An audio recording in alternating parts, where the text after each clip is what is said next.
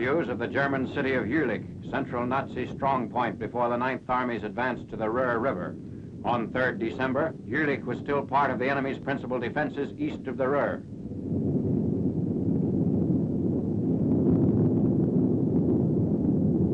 Farther north along the west bank of the river, infantrymen mop up in the shell-torn city of Linnich, increasing the Allied bulge spreading out from Aachen. A church, apparently taken for an Allied OP, comes under heavy Nazi artillery fire.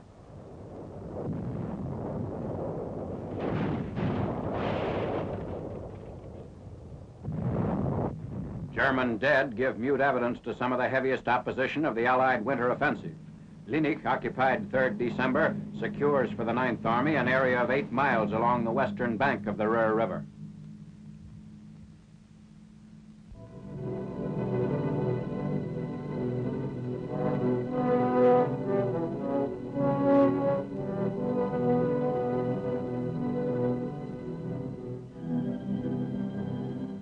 The great port of Antwerp, following the long battle to open the sea approaches to its harbor facilities. A large portion of its great docking and unloading equipment is ready to receive Allied cargo. Engineers speed drainage and port reconstruction. Retreating Nazis left most of the installations in working order, but such things as lock gates and bridges were blown up. The port is to be used jointly by the British and American transportation authorities. The first Liberty ship is led through the mine-swept waters to its berth. These berths, numbering 178, have basins covering nearly 26 miles of dock frontage. In peacetime, Antwerp handled up to 80,000 tons of cargo a day. In 1937, considered a good year, more than 100 vessels, totaling 25.5 million tons, entered the harbor. Of such importance, therefore, is Antwerp, that some military experts suggested that the port was one of the objectives of the powerful Nazi counterattack from the West Wall.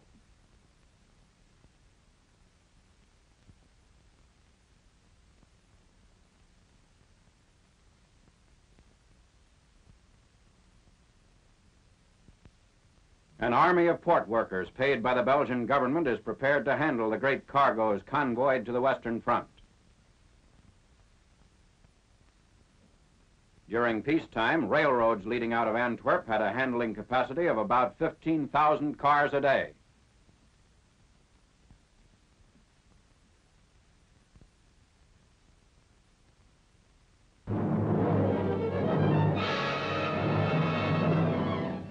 Air Corps films of planes of the 8th Air Force attacking Nazi targets on the Western Front early in December.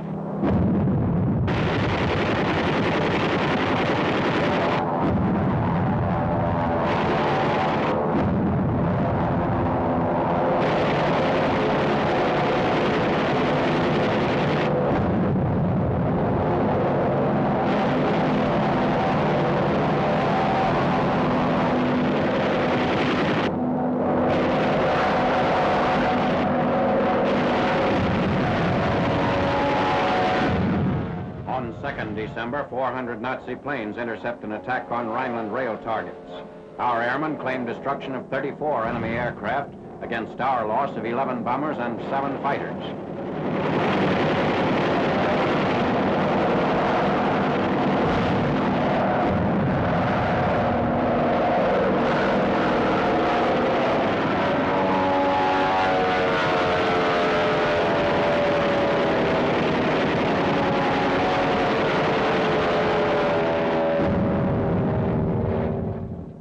One of Germany's bat-like rocket planes, the Me-163. The plane has a top speed of 600 miles an hour.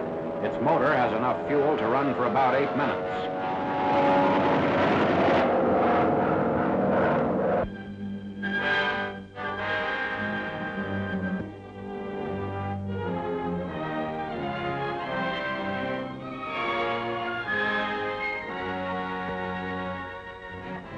Anopheles maculapennis.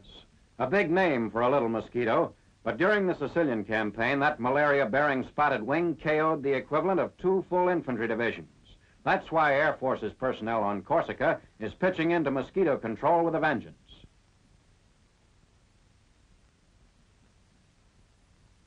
On Corsica, August is a significant month. That Napoleon was born there one August doesn't bother our GIs. More important now is that it's the favorite birthday of the modern Corsican killer. In quiet waters, the female mosquito lays her eggs. Soon these hatch from wrigglers to tumblers to dive bombers. Drainage is one method of eliminating these insect menaces. On East Coast lowlands, shunned by Corsicans as mosquito badlands, are operational bases for American fighter and bomber groups. Troops manning them must be protected against malaria. Oil on water chokes and kills mosquito larvae. In 6 months, 42,000 gallons are sprayed this way. Sure death for the spotted wing babies. Commercial Paris green mixed with lime. Hand-operated dusters film the drainage ditches with this larvicide. An answer to problems posed by large areas. An A-20 bomber capable of spreading over 1 ton of Paris green each trip through a Bombay hopper and a Venturi opening. A trapdoor controlled by the pilot regulates the flow of dusting mixture into the Venturi, which sprays it behind the plane in flight. Agitator blades break up lumps for even dusting. An oversized funnel helps load the hopper.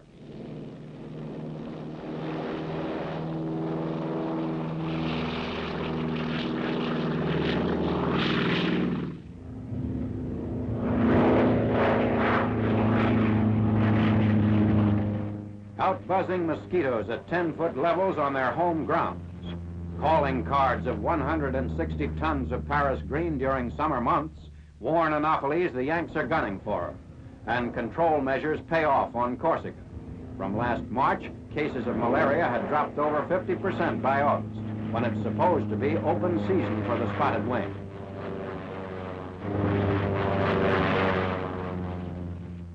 This means you. Each GI here is responsible for his own malaria discipline. Atabrain won't prevent malaria, but it may prevent the symptoms. Pills away, Captain. In other words, don't get caught with your pants down when Anopheles is around. Smear it on. You can take it, but Anopheles can't.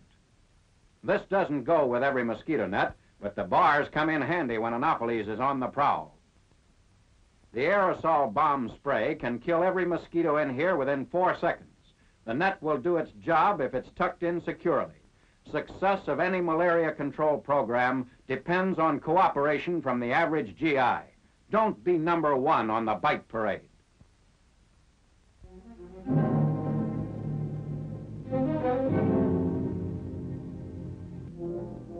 Air Corps films of the wrecked remains of a B-29 near an advanced base in China. All but the tail gunner of its crew of 11 were killed. In nearly all B-29 crashes, the tail assembly has remained comparatively intact. Taking off 21st November for Omura, Japan, the 20th Bomber Command Superfortress left its runway at 0200 hours without takeoff lights. Slow in gaining altitude because of its load of bombs and gasoline, it crashed into a rice field 1½ miles from its base.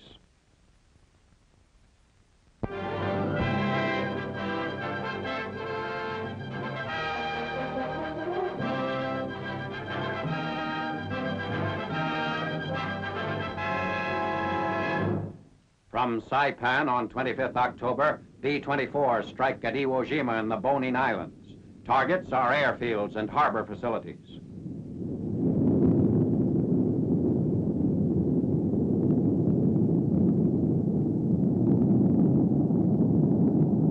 Phosphorus shells seen at right center and phosphorus bombs released into the bomber formation from high-flying interceptors are typical of Jap anti-aircraft tactics.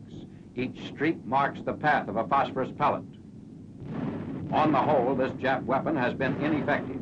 It's so widely employed, however, that Ordnance in the Field studies captured types with considerable interest.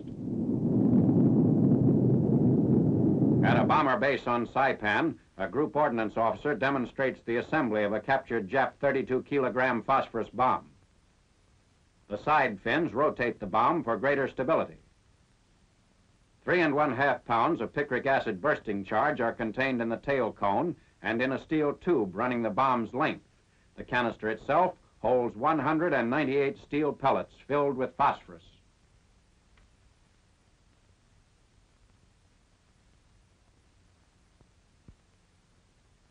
A test demonstrates that combat crews have underrated the range and explosive power of the Jap 32-kilogram bomb. A 250-kilogram bomb of nearly the same type is also prepared for detonation. It's charged with 750 pellets. The 32 hurls pellets over an area bounded by a 300-yard radius. A 400-yard radius approximates the pellet dispersion of the larger Jap bomb.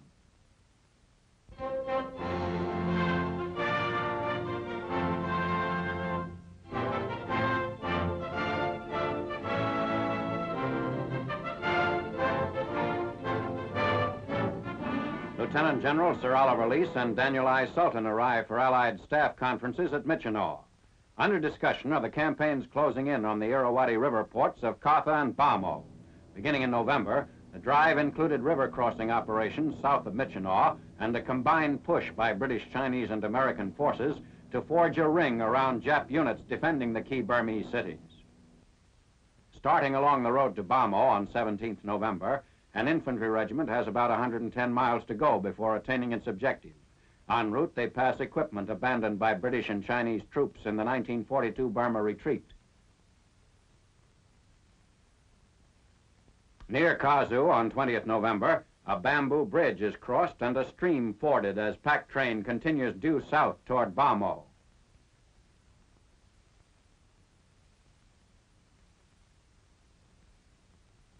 The machete is employed to provide a clearing in the jungle for an airdrop of food and supplies. The cargo planes come over on 24th November. At this point, the Americans have driven south to Dali, Burma, 90 miles below Michinaw.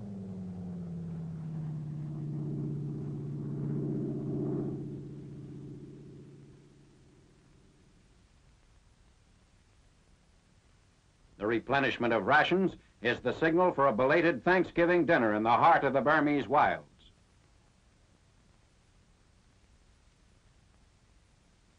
Meanwhile, American observers aid Chinese forces in plotting an advance beyond the Dai Bing River, 30 miles north of Bamo. 75mm pack howitzers are dismounted and taken across in native canoes. The presence of strong enemy forces during an earlier phase of the advance in the Dai Bing River area necessitated a swing over into the hazardous Sinlunkaba Hills. This maneuver was turned into a flanking movement, bringing elements of the 38th Division to within 10 miles of Bamo's eastern escape route.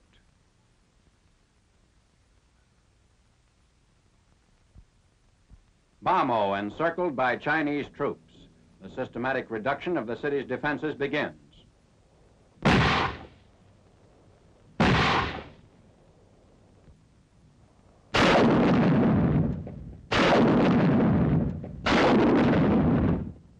One of the key objectives of units advancing on the city from the east is Bamo's major airfield.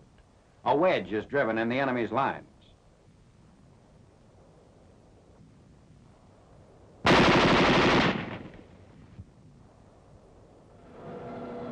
The attack is spearheaded by dive-bombing American P-47s.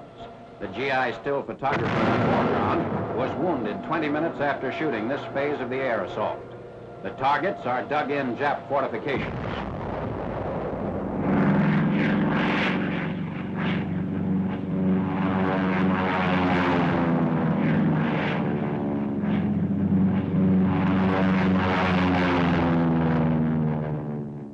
Following up the 10th Air Force sorties, a Chinese regiment moves up to take a heavily defended enemy position in a Muslim cemetery.